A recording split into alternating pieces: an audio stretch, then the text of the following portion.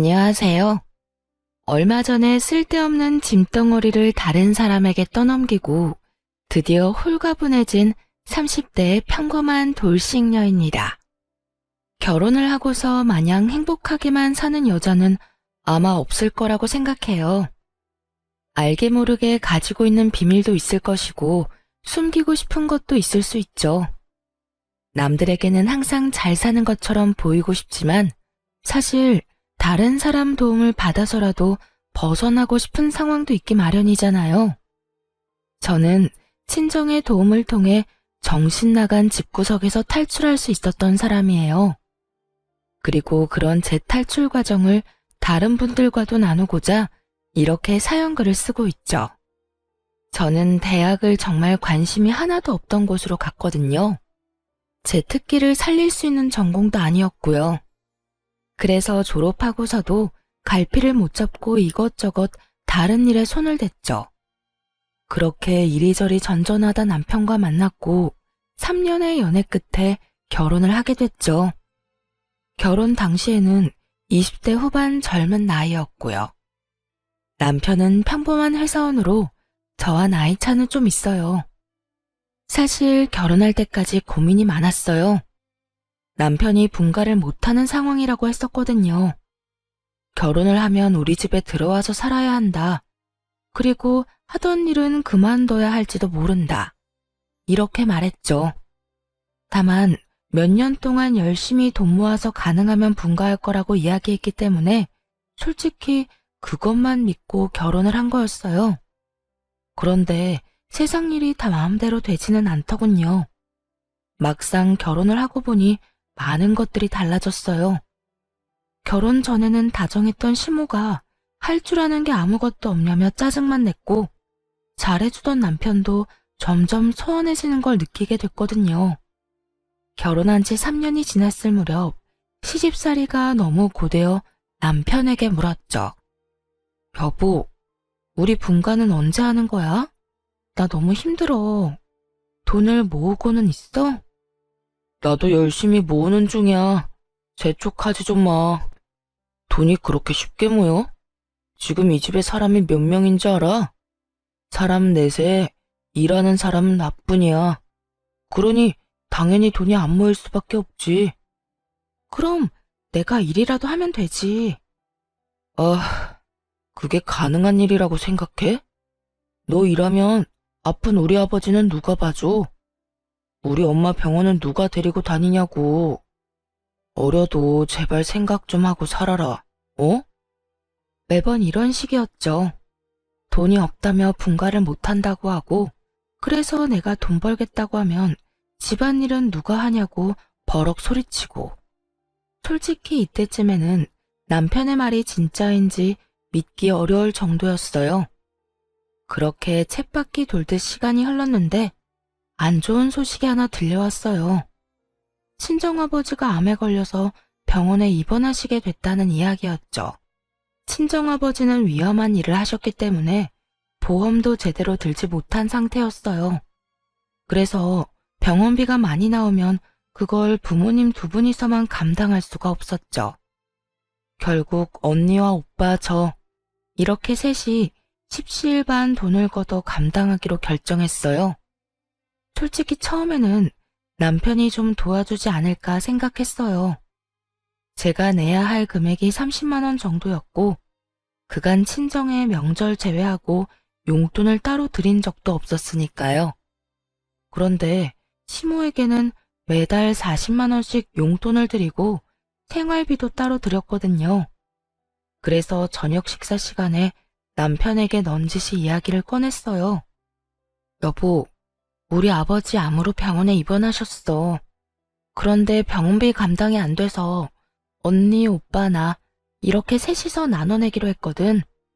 30만 원씩 내기로 했는데 그 돈 좀 부탁해도 될까? 30만 원? 그렇게 큰 돈을 갑자기 어떻게 빼? 그리고 넌 돈 벌지도 않으면 쓰는 건 쉽지? 어떻게 내 사정 하나도 고려 안 하고 그런 이야기를 할 수 있어? 돈 버는 게 그렇게 쉬워 보여? 그리고 나한테 무슨 돈 맡겨놨어? 정말 한심스럽고 차가운 말이었어요. 일을 안 하겠다고 한 것도 아닌데 놀면서 돈도 안 버는 사람처럼 몰아가더군요. 그렇게 말하는 남편놈을 보며 오랜만에 화가 확 치밀었죠. 그런데 옆에 있던 시모가 더 짜증나는 말을 하더군요. 아이고, 돈 한 푼 안 버는 식충이가 무슨 돈을 달래? 너 돈도 안 벌면서 돈 쓸 궁리만 하는 버러지니? 네 아버지 병원비는 병원비고 우리 아들이 번 돈은 우리 아들 거지. 왜 네가 우리 아들한테 돈을 달라 말라야? 어머님, 저 결혼 전에 일하고 있었어요. 돈 벌고 있었다고요. 그런데 일 못하게 하고 집안일 시키고 아버님 수발만 들도록 만든 게 누군데? 어머님이랑 당신이잖아. 해달라는 대로 했으면 내가 원하는 것도 들어줘야지. 먹여주고 재워주는데 그런 일도 안 하면 그게 사람이야?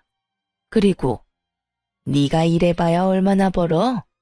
가방끈도 짧은 게 모작 200만 원 벌어왔으면서 그걸로 유세는? 그 돈 버느니 우리 집에서 일하고 수발드는 게 훨씬 낫지. 그게 왜 훨씬 나아요? 지금 아버지가 아픈데 돈 한 푼도 못 받는 신세인데. 그리고 제가 집안일에 수발만 들어요? 아가씨는 어떻고요? 매번 집에 와서 애나 보라고 시키고 자기는 놀러 나가고. 나갔다 오면 자기는 손이 없나 발이 없나 반말로 물이나 가져오라고 소리나 치고. 두 눈 부릅뜨고 더럽다며 청소나 하라고 시켜먹기나 하고. 제가 며느리이긴 해요. 이게 식모살이지. 요즘 어떤 며느리가 이렇게 살아요. 더 이상은 못하겠어요. 나도 이제 일하러 나갈 거예요. 무슨 말을 해도 너 왜 우리가 괴롭힌 것처럼 말을 해? 그런 건 다 며느리가 하는 일이야. 싫다고 피해갈 수 있는 것도 아니고. 그게 고가오면 결혼을 하지 말았어야지. 요즘에 차라리 결혼하지 말 걸 절실히 후회하고 있거든요. 어쨌든 내일부터 일자리 알아보러 다닐 거니까 그렇게 알고 계세요. 처음으로 그 사람들에게 크게 반항하고 방으로 들어가 취업 준비부터 했어요. 동네 마트에서 캐셔를 하더라도 지금 이 현실보다는 더 낫겠다는 생각이 들었죠. 이랬는데도 안 들어주면 강제로라도 일할 생각이었고요. 그때 남편이 들어오더니 코웃음을 치더군요.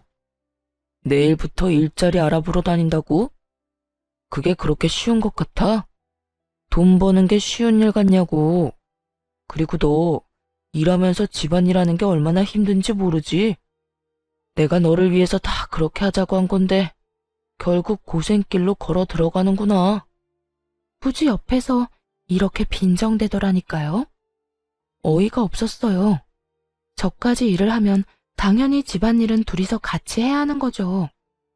마누라가 돈을 못 벌어서 아픈 장인어른 병원비 줄 돈도 아깝다고 했잖아요. 그러니까 직접 돈을 벌겠다는데 여전히 자기는 집안일을 안 하겠다는 뉘앙스로 완전히 남일 말하듯 이야기하는 걸 들으니 열불이 나더군요. 내가 일 시작하면 당신도 집안일 해야지. 왜 나만 해? 이제 나는 내 선에서 할 수 있는 만큼만 집안일 할 거야. 그리고 공부해서 돈 많이 버는 직장 들어갈 거라고. 다 늙어서 그게 되겠냐? 그리고 난 평생 부엌에 들어가 본 적도 없고 손에 물 묻힌 적도 없어. 그러니까 어차피 다 네 일이 될 거야. 혼자 알아서 잘해봐. 그러고는 태연스레 자기 할 일을 하더군요. 너무나 화가 나고 오기가 생겼어요. 어떻게든 남편 놈보다 더 돈을 잘 버는 직장에 들어가 떵떵거려야겠다고 생각했죠. 하지만 공부를 하려면 시간이 필요했고 학원에 다니려면 돈도 필요했어요. 물론 제게는 둘 다 없었고요. 게다가 그 다음날 학원을 알아보려고 나가려니 시모가 저를 붙잡더군요. 그러고는 아주 비웃으며 말했어요. 네가 할 줄 아는 게 뭐가 있어? 그럴 시간에 집안일이나 꼼꼼하게 해. 너 이렇게 선 넘는 것도 내가 봐주는 거야. 나 오늘 모임에 다녀올 동안 시아버지나 좀 봐드려라. 그러면서 후다닥 놀러 가버리고 또 어느 날은 신호와 함께 사라지고 그러더군요. 제가 아무리 직장을 가지고 싶다고는 하나 이렇게 아무것도 못하는 뇌졸중 환자를 홀로 둘 만큼 나쁜 인간은 아니거든요. 결국 시부 수발드느라 시간을 다 뺏기고 놀다가 늦게 들어온 시모 때문에 열받고 하루하루 그런 나날이 반복되었어요. 결국 이 답답함을 견디지 못하고 친정엄마에게 말했죠. 엄마, 공부하고 하고 싶은데 시댁에서는 도움을 하나도 안 줘. 나더러 네가 뭘 할 수 있겠냐고. 그럴 시간에 시아버지 수발이나 들라고 하는데 진짜 미치고 팔짝 뛰겠어. 게다가 더 열받는 건 시어머니가 매번 시아버지랑 나만 두고 집을 나간다는 거야. 내가 아무 데도 못 가게. 진짜 미치겠어. 에휴, 우리 딸, 네가 고생이 많다. 시집살이라는 게 그렇지.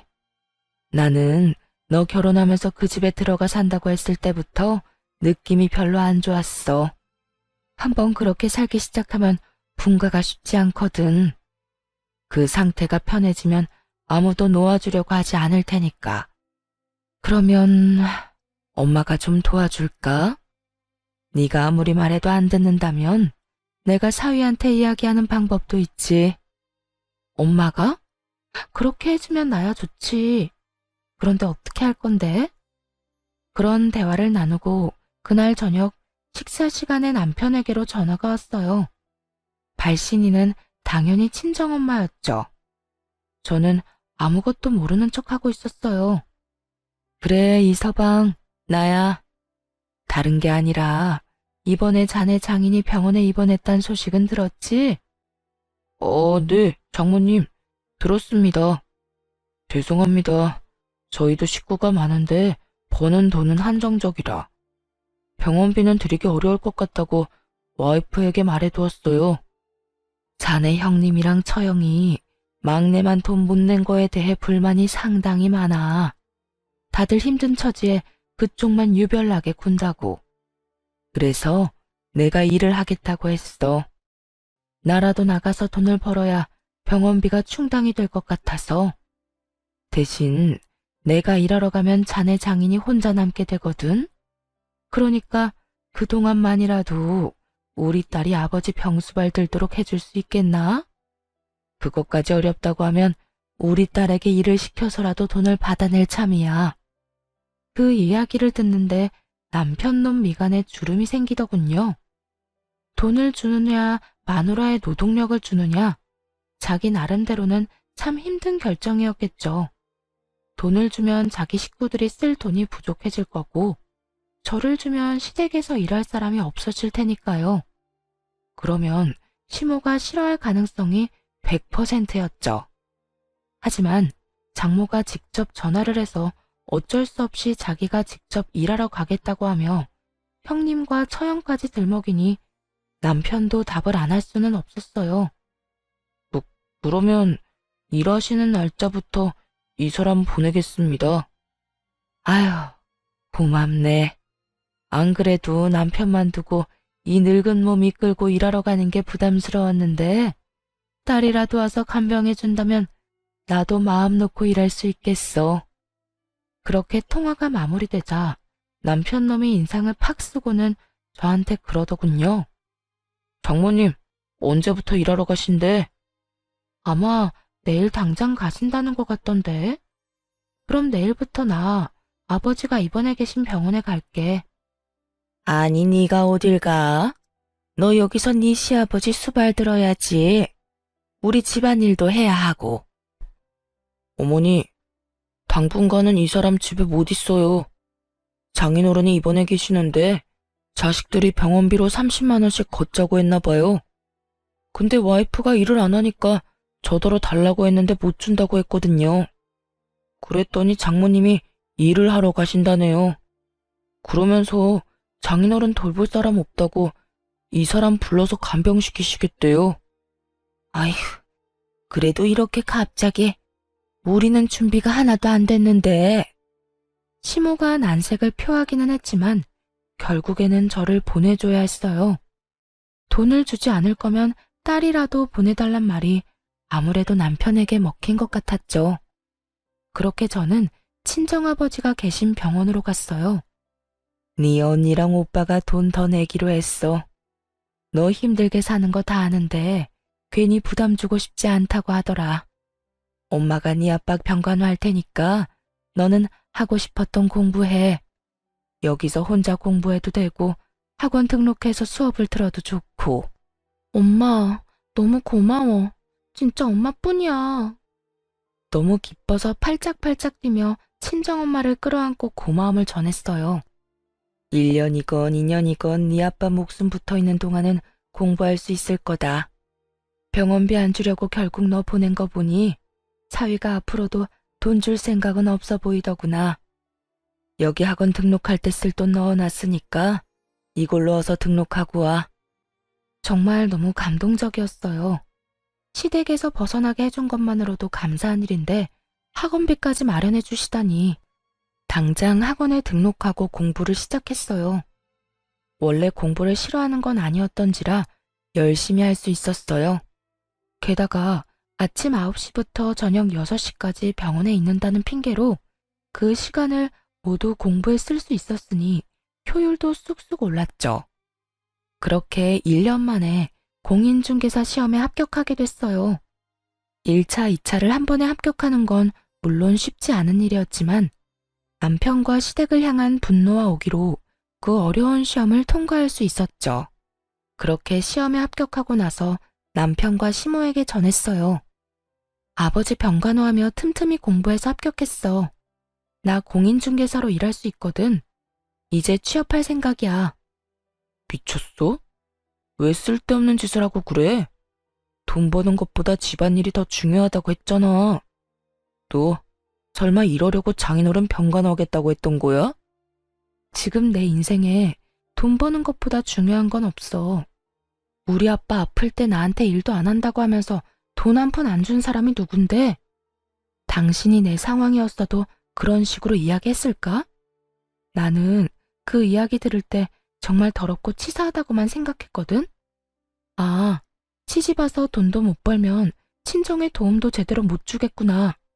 그 생각하면서 5기로 시험에 합격한 거라고. 나도 이제 내 돈 벌어서 친정에 당당히 도움 줄 거야. 그럼 아픈 우리 아버지는 누가 돌봐? 당신이 보면 되겠네. 무려 4년 넘게 내가 수발들었어. 당신 아버지가 아픈 건 당신이 알아서 할 일이지. 직접 못하겠으면 돈으로 사람 사서 쓰든가. 당신 그런 쪽으로 계산 잘하잖아. 아냐? 그리고 이제 난 내 아버지만 건사할 생각이라 당신 아버지한테 신경 쓸 틈이 없어. 와, 이게 네 진심이었어? 너 진짜 불효라는 게 뭔지 잘 알려주는 사람이네.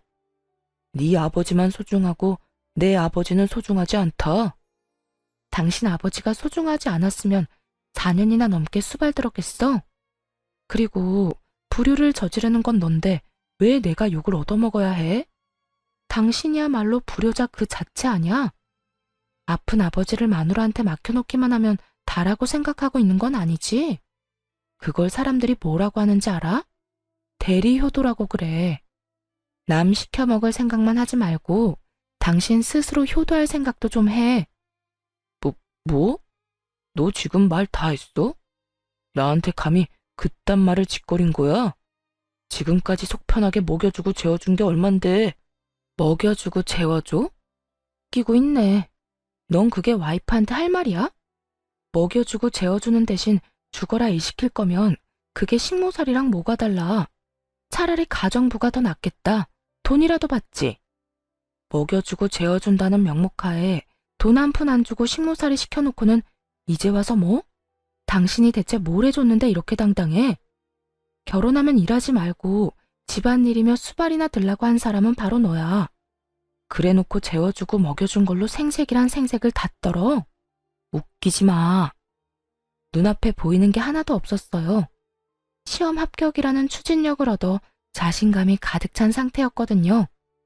정말 그 전부터 하고 싶었던 말을 다 했던 것 같아요. 이 상황을 깨부셔야 어떻게든 진전이 있을 거라 생각했거든요. 그런데 밖에서 저와 남편의 실랑이를 다 들었는지 시모가 갑자기 방으로 들어와 난리를 쳤어요.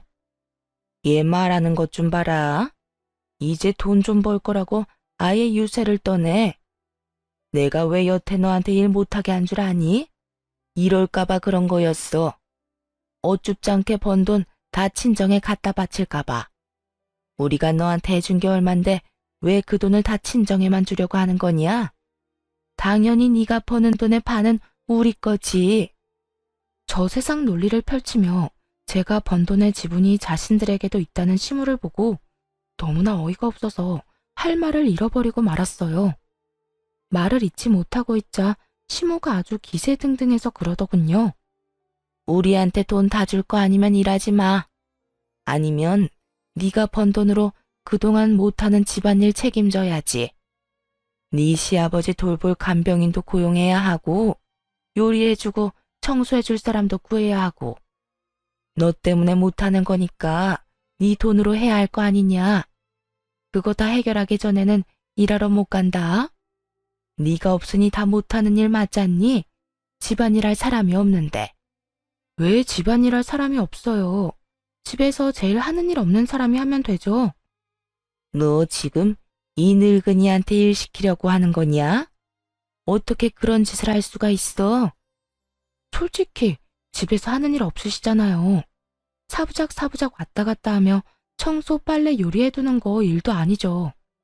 그리고 맞벌이하는 부부들은요. 보통 집안일을 나눠서 해요. 둘 다 돈 버니까 집안일도 나눠서. 아시겠어요? 제가 돈도 벌고 집안일도 다 할 거면 결혼은 왜 했겠어요? 차라리 혼자서 속 편하게 살지. 대화를 할수록 이 상황이 비정상이라는 걸 깨닫게 됐어요. 웬만하면 결혼 생활을 유지해야겠다고 생각한 것도 잘못됐다는 걸 알게 됐죠. 이건 평범한 상황이 아니었고 정말 이혼을 해야만 하는 상황이었으니까요. 며느리를 이따위로 취급하는 시댁에서 더 이상 살 필요가 있을까 싶었어요. 게다가 이제는 돈을 마련할 수 있는 최소한의 자격도 생겼잖아요. 그걸 생각하니 없던 용기도 막 솟더라고요. 말을 한마디도 안 지는구나. 너 못 나간다. 밖으로 못 나가. 강경한 제 모습에 시모는 문고리를 잡고 못 나가도록 막아버리더군요. 이에 지지 않고 시모의 손가락을 하나하나 떼어가며 말했어요.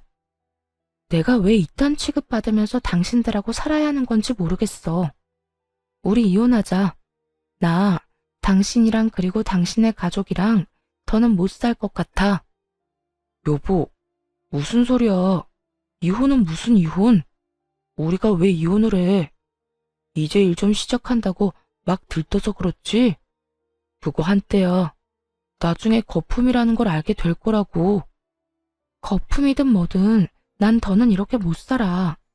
5년 동안 이 집에서 식모살이 하며 산 것도 진짜 대단하다고 생각하거든? 그러니까 제발 이혼 좀 해줘. 나 이런 데서 시달리다 죽기 싫으니까. 그렇게 소리를 빽 지르고 친정으로 와버렸어요.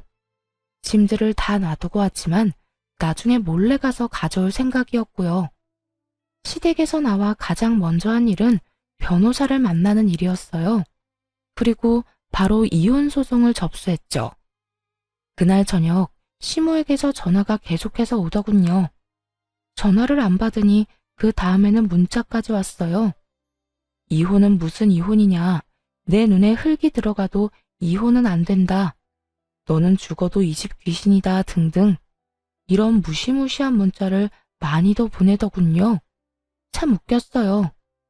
묵묵히 일만 하던 식모가 이제 자기 살 길 찾아 떠나려니 이렇게 앞길 막으려는 사람이 많은가 보다 싶었죠.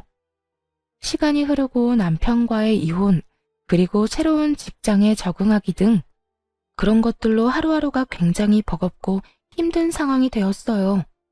솔직히 다른 거에 신경 쓰고 싶은 생각도 없었죠. 그런데 하루는 웬 여자가 저를 찾아온 거 있죠.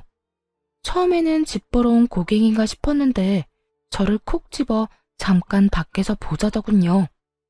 누구냐고 물었더니 남편 이름을 대며 할 이야기가 있다고 하는 거예요.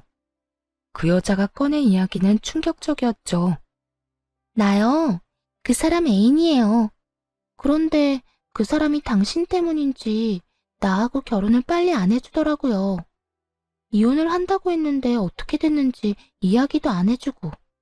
그래서 그 사람 등 떠밀어주려고 당신 만나러 온 거예요. 우리를 위해서 빨리 이혼해주면 안 될까요? 뜬금없이 등장해서는 정말 기세등등한 상간녀였어요. 저는 남편에게 상간녀가 있는 줄도 몰랐거든요.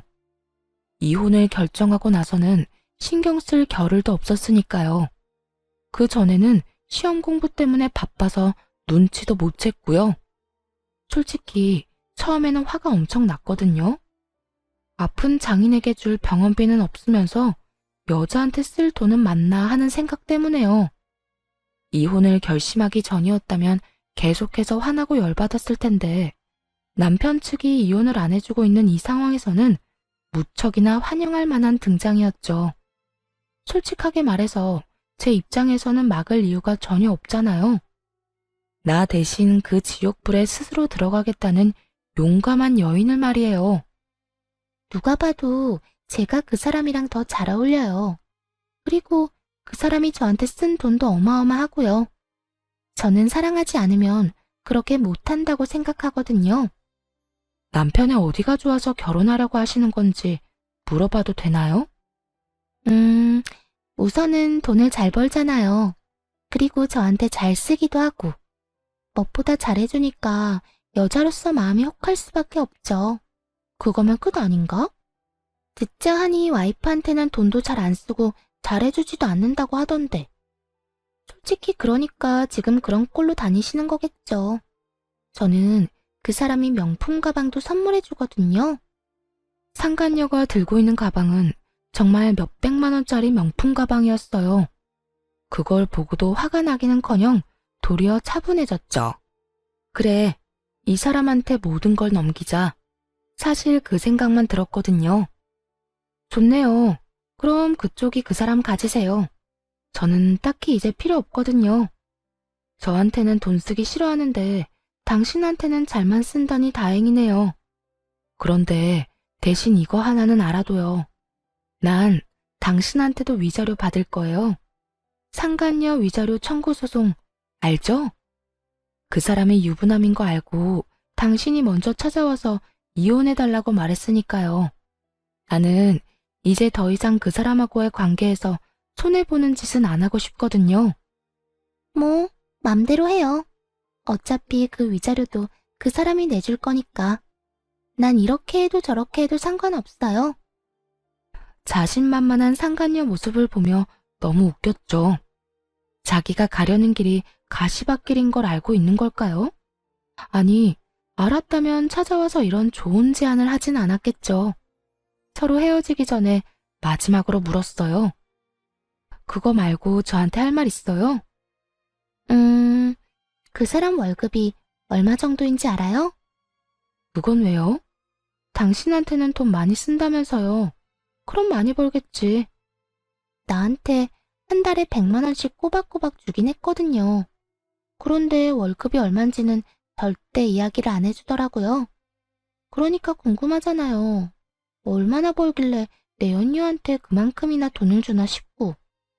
설레발치며 김치국 마시는 상간녀를 보고 속으로 남편에게 욕을 한바탕 했어요. 남편이 자기 월급은 300만 원밖에 안 된다고 했었거든요. 시댁에서 쓰는 돈의 규모를 보면 실제로도 딱 300만 원 정도 쓰고 있었고요. 그런데 알고 보니 실제 월급이 400만 원인 거잖아요. 저와 시모에게까지 월급을 줄여서 이야기한 거더군요. 솔직히 화내고 싶었지만 이제 앞으로는 볼 일 없는 인간이니 그냥 혼자서만 알고 있으려 했어요. 화나는 것과 별개로 상간녀와의 만남은 매우 유익한 시간이었어요. 그때 나눈 대화 덕분에 수월하게 이혼할 수 있었거든요. 배우자의 유책 사유를 밝히는 게 제 상황에서는 좀 애매했거든요. 법적으로 따지니 괴롭힘의 증거가 부족해서 좀 걱정스러웠는데 이렇게 떡하니 외도한다는 사실을 알려주는 사람이 나타나서 다행이었죠. 당연히 저한테 더 좋은 쪽으로 판결이 났고요. 결국 위자료의 재산 분할까지 살뜰하게 챙길 수 있는 건 다 챙겨서 이혼했어요. 그리고 상간녀 소송까지 진행해서 그 위자료도 빠짐없이 청구했죠. 상간녀의 존재가 드러난 뒤에 남편놈이 시댁에 이야기를 했을 거라고 생각했어요. 불륜 때문에 남편놈이 이 이혼 소송에 지고 들어간 거니까요. 이에 대해 설명을 하려면 당연히 다 밝혔을 거라 생각했는데 시모에게 이야기조차 안 했더군요. 그리고 시댁에 상간녀가 들어갔다는 이야기도 없었고요. 그 사실을 어떻게 알았냐고요? 이혼 판결이 난 날 시댁집에 제 물건을 가지러 잠깐 들렀거든요. 솔직히 가져올 짐이 많지는 않았지만 버리기 아까운 물건들이 몇 개 있어서요. 그렇게 시댁에 들어갔더니 시모가 씩씩거리며 집안을 청소하고 있더군요. 그러고는 저를 보더니 폭발한 듯 화를 냈어요. 너 여기가 어디라고 와? 이혼했으면 얼굴도 들이밀지 말아야지. 내가 지금 너 대신 집안일 하느라 죽어나는 거 안 보이니? 며느리가 돼서 이거 하나 못하겠다고 이혼이나 하고 집 나가고. 잘하는 짓이다. 망할 것 같으니라고. 우리를 이렇게 물 먹여놓고 나가서 잘 살 수 있을 것 같아? 넌 나가자마자 망할 거야. 하는 일마다 다 재수가 없을 거라고. 이 천하의 재수없는 년아. 네네. 그런데 왜 어머님이 청소를 하고 계세요? 이 사람 내연녀 있는데요. 사귀는 사람 있어요. 몰래 바람 피운 여자. 그 여자가 이 집에 그렇게 들어오고 싶어 하던데 왜 안 왔나 모르겠네요. 그 여자한테 시키면 되잖아요. 뭐? 그런 여자가 있어? 너 왜 숨겼어? 그런 여자가 있으면 당장 데려와야지. 봐라. 너 같은 거 없어도 우리 집에 여자가 넘쳐난다. 우리 아들 마누라 자리를 탐내는 여자가 이렇게 많아. 어머니, 아직은 시기상조예요. 불러서 뭐 어쩌시려고요? 일단 나중에 좀 더 시간이 지난 뒤에 불러서. 그동안 내 어깨며 허리며 다 못 쓰게 되면 네가 책임질래? 난 이제 못한다. 힘들고 아파서 더는 못해. 며느리감이 있는데 왜 안 데려와?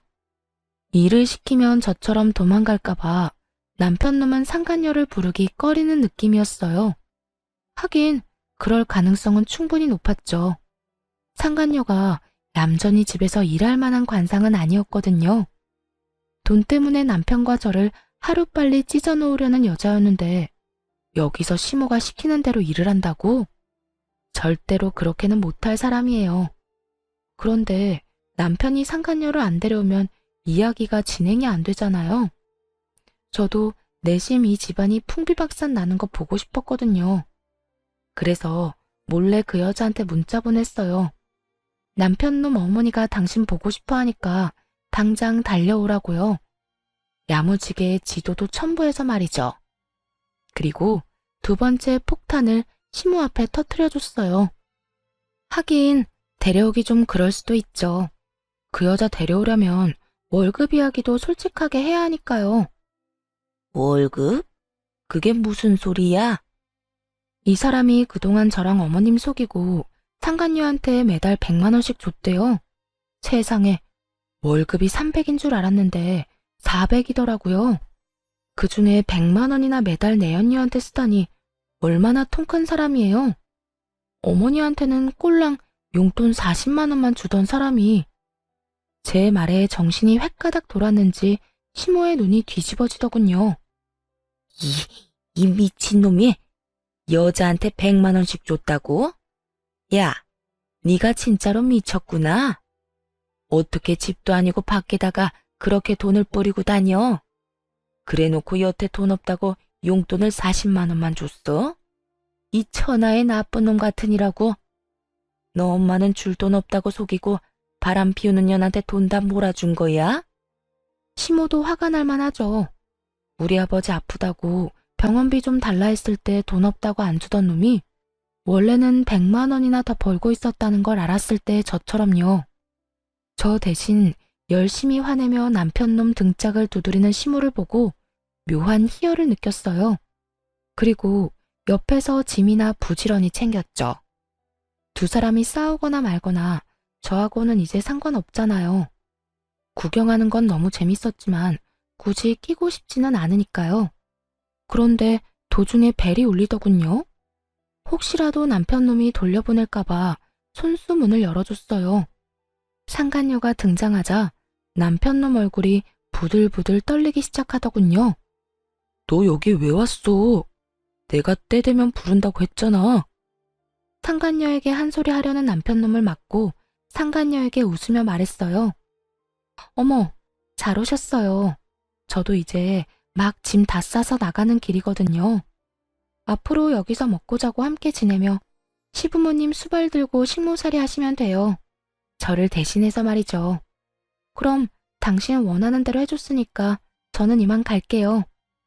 남편놈은 차마 고개를 들지 못하고 푹 숙여버렸고 시모는 잘한다는 듯이 흐뭇해하며 제가 하는 말을 듣고 있었죠. 상간녀는 당황스러운 표정으로 저와 남편을 번갈아가며 쳐다볼 뿐이었어요. 어리둥절해하는 그 여자를 놔두고 얼른 짐을 챙겨 잽싸게 집으로 돌아와 버렸네요. 남편놈을 어렵게 반품했는데 다시 반송되기라도 하면 큰일이잖아요. 그 뒤에 들려온 소문의 내용이야 뻔했죠. 전 시모의 강력한 요구로 상간녀가 전 남편과 혼인신고를 했다더군요. 그리고 혼인신고를 하자마자 집에 들어오라고 했나봐요. 상간녀가 들어올 생각을 안 하니 전 시모가 시댁에 들어와야 인정하겠다고 했고요. 결국 전 남편과 전 시모의 요구에 상간녀는 시댁에 입성하게 됐죠. 사람이 같이 생활하다 보면 알잖아요. 그 집에 시부모님만 살았는지 아니면 저희 부부가 내내 같이 살았는지요. 분가하지 않고 지내야 한다는 사실에 상간녀가 제대로 놀랐나 봐요. 자기는 사기당한 거라고 전 남편에게 책임지라고 당장 분가하자고 난리를 쳤대요. 전 시모는 시모대로 집안일도 제대로 안 하는 며느리만 보면 떽떽거리다가 결국 지쳤는지 며느리 모시고는 못 산다며 아들을 들들 볶아댔다고 하더라고요. 그런데 더 웃긴 건 전 시모와 상간녀가 주도권 때문에 싸운 게 아니었다는 거예요. 사기 결혼 당했다고 생각한 상간녀는 돈이라도 왕창 뜯을 생각을 한 건지 결혼 후에도 전 남편에게 매달 100만 원씩 달라고 했대요. 전 남편 놈은 잡은 물고기한테는 밥 안 주는 것처럼 돈을 안 줬고요. 저한테 했던 말을 상간녀한테도 똑같이 했다고 들은 것 같아요. 집에만 있으면서 돈 쓸 데가 어디 있냐고요. 그런데 두 사람의 대화를 듣고 있던 전 시모가 뭐라고 했다는 줄 아세요? 살림 안 하는 며느리 대신 자기한테 그 돈 내놓으라며 아들 붙잡고 호소했다네요. 그러자 상간녀가 전 시모 머리채 붙잡고 늙은 노친네 운운하며 먼저 싸움을 걸었고 결국 전 시모도 상간녀의 머리를 쥐어잡으며 서로 피 터지게 싸웠다고 하더군요. 이게 다 상간녀 입에서 나온 이야기예요. 친구들, 지인들 할 것 없이 모든 사람에게 다 말하고 다니는 바람에 전 남편과 전 시모의 평판은 완전히 바닥을 쳤죠. 그 뒤로 조용하더니 어느 날 지인으로부터 전 시모의 근황을 들을 수 있었어요. 글쎄, 전 시모가 상간녀와 드자비를 한 뒤로 화병이 나서 드러누웠대요. 친정엄마에게서 그 이야기를 듣는데 얼마나 웃기던지 한참 배꼽 빠지게 웃었네요. 저는 이혼 후에 친정으로 들어갔어요. 아버지 병간호를 하며 틈틈이 일도 했죠. 그러나 이혼한 지 얼마 안 돼서 아버지는 돌아가셨어요. 그래도 병원에서 말했던 1년보다는 더 오래 사셨네요. 이혼을 하고 혼자 된 저를 많이 안타까워하셨지만 그 어느 때보다도 생기 있게 일하는 모습을 보시고는 마음 놓고 가셨답니다. 아버지가 돌아가신 뒤에는 유산을 조금 나눠받았어요.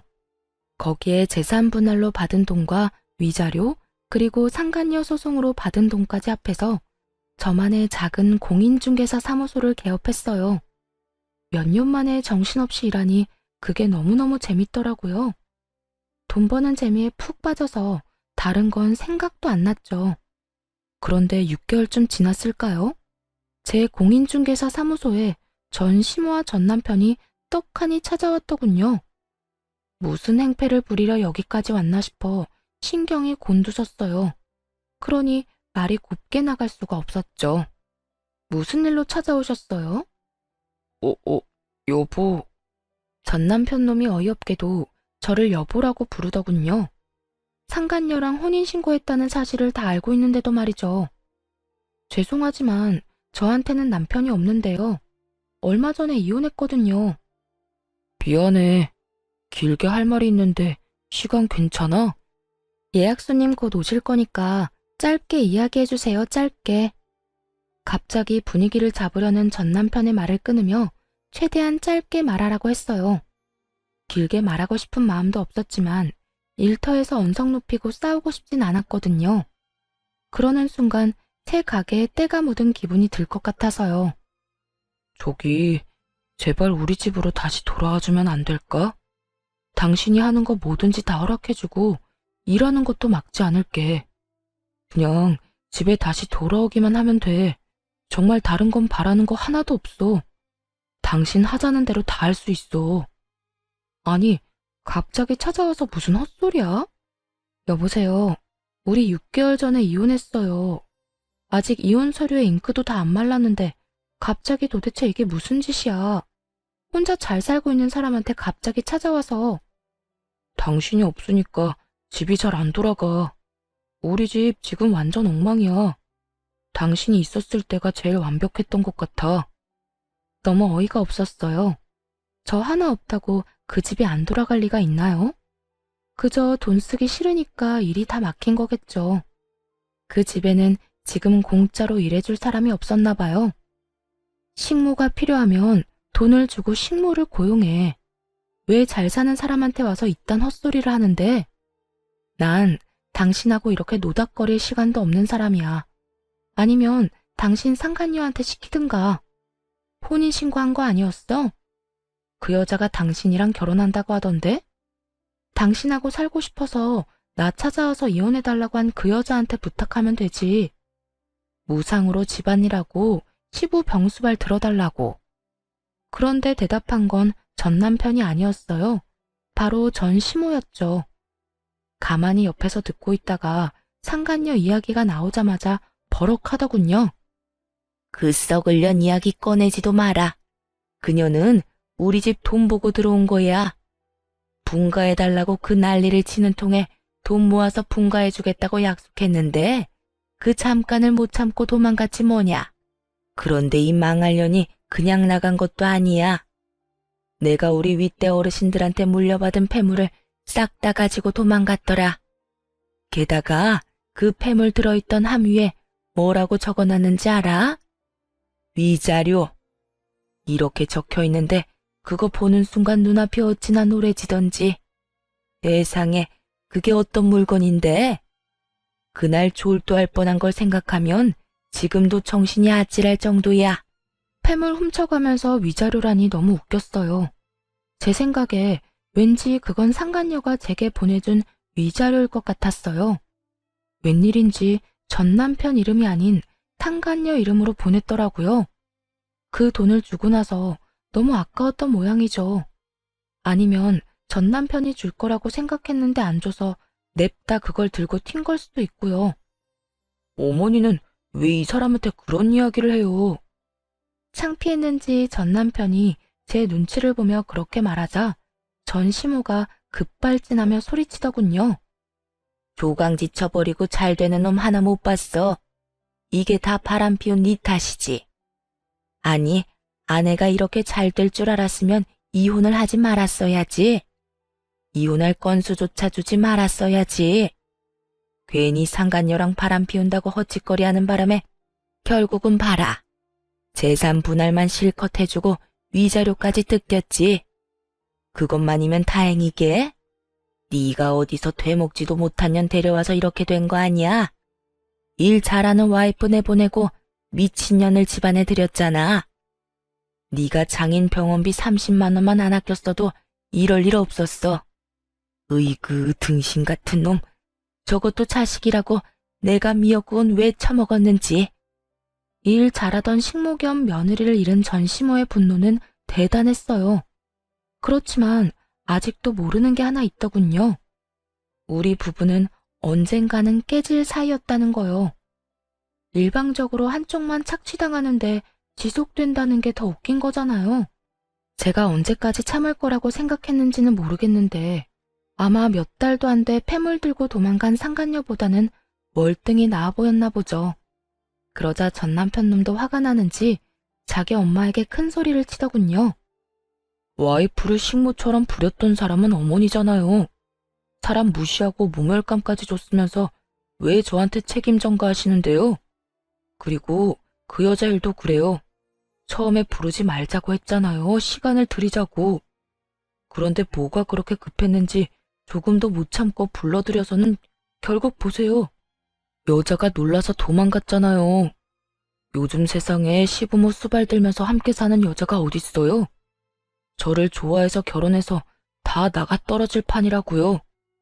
하라고 하는 대로만 했으면 다 잘 풀렸을 텐데 어머니가 죄다 망친 거예요. 그리고 어머니가 집안일도 안 하겠다, 수발도 안 들겠다. 그러는 바람에 아버지 요양병원비며 생활비며 돈이 두세 배로 나가고 있다고요. 그런데 하는 것도 없는 주제 맨날 돈이나 달라고 하고. 양심이라는 게 있긴 해요? 두 사람이 싸우는 걸 듣는데 제 머리가 다 어질어질하더군요. 그래서 둘의 목소리가 더 커지기 전에 끼어들었어요. 남의 사업장에서 이러지 마시고 싸우시려면 밖에 나가서 싸우세요. 그리고 나간 김에 좀 꺼져 주시고요. 남 탓은 대체 왜 하시는 거예요? 둘 다 똑같이 잘못한 건 사실이잖아요. 당신은 우선 바람을 피우면 안 됐고 우리 아버지 아플 때 조금이라도 돈을 썼다면 내가 이혼할 생각도 안 했겠지. 그리고 어머님도 마찬가지예요. 사람을 식모처럼 굴리더니 이제야 군말 없이 일해주던 며느리가 그리워졌나 본데 이미 버스 떠나도 한참 전에 떠났어요. 저는 사과받고 싶은 생각도 없고 그 지옥에 다시 돌아갈 생각은 추호도 없어요. 그러니까 그쪽 집안 문제들은 당신들이 알아서 하고 저하고 연결 짓지 마세요. 저요, 지금 이렇게 두 분하고 아무런 관련 없이 사는 것만으로도 행복하거든요. 여보, 나 아무렇게나 하는 말 아니야. 당신이랑 진짜 다시 잘해보고 싶어서 찾아온 거야. 어머니도 나랑 같은 마음이고. 우리 두 사람 다 당신한테 잘못한 거 잘 알아. 그러니까 이렇게 사과하고 용서받고자 하는 거야. 그래, 얘. 너만한 며느리도 없더라. 내가 그간 너무 몰라봤어. 돌아오면 진짜 뭐든 다 해주마, 응? 돌아갈 생각 조금도 없다고 말했잖아요. 영업방해로 신고하기 전에 당장 꺼지세요. 그리고 앞으로 집 팔 때나 집 살 때 제외하고는 여기 들르지 마시고요. 뭐 그럴 때도 웬만하면 다른 업장 이용해줬으면 좋겠네요. 그럼 안녕히 가세요. 다시 볼 일 없길 바랍니다. 그렇게 말하며 밀어냈더니 결국은 찍소리도 못하고 나가버리더군요. 그 인간들 하는 짓 보니 웃기지도 않았어요. 있을 때는 소중한 줄도 모르고 막대하다가 결국 다른 사람한테 뒤통수 얻어맞고 뒤늦게 찾아와 용서를 구하는 꼴이라니. 다시 저를 찾은 것도 순수한 의도는 아니었을 거예요. 혼자서 나름대로 돈도 잘 벌고 있는 것 같고 잘 구슬리면 예전처럼 일해줄 거라는 그릇된 믿음이 있었기에 온 거였겠죠. 하지만 이제는 예전의 제가 아니잖아요. 그때는 아무것도 모르고 하라는 대로 했지만 지금은 전혀 다르거든요. 저도 제 가치를 알고 제 인생을 위해 당당하게 주장하는 사람이 되었으니까요.